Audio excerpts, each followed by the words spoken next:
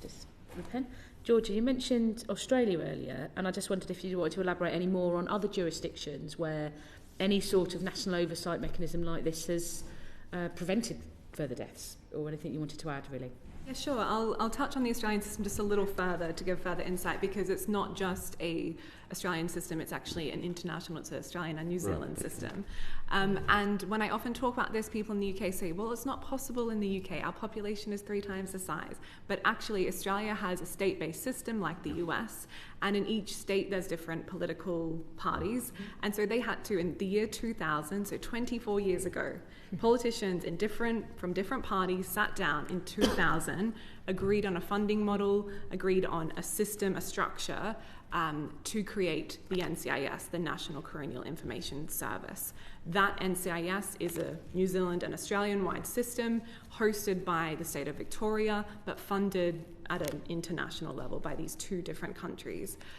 So that shows you there's 24 years behind the UK is in terms of coronial data, and there's lots of evidence from Australia and New Zealand to support the huge impact that NCIS database has had.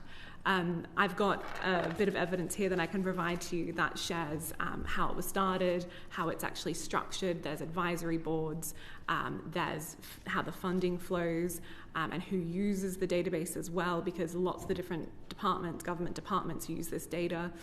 So it's sort of been a part of the system for 24 years, and the UK can do the same. And it wouldn't take much to establish something like that, which is the reason that we created the tracker. Great, thank you, Georgia. Thanks so much. Mr. Ali, it was going to be my question about right. which other countries would you look at in terms of taking a lead, and how can we sort of match up to them? You've answered it in part. Are there any other countries that you would maybe direct us towards in terms of setting the standards when it comes to PFDs? Definitely, yes. And there is a colleague in Australia, Hugh Dillon, he's just done a PhD on this, where he's got a whole chapter in his PhD that compares 4 different jurisdictions: Australia, New Zealand, the UK, and Canada, or one of the regions in Canada. They don't have a national system, but they have a state-based system. So I'd be delighted to share that chapter with you. And Hugh did submit evidence, I think, to the committee as well.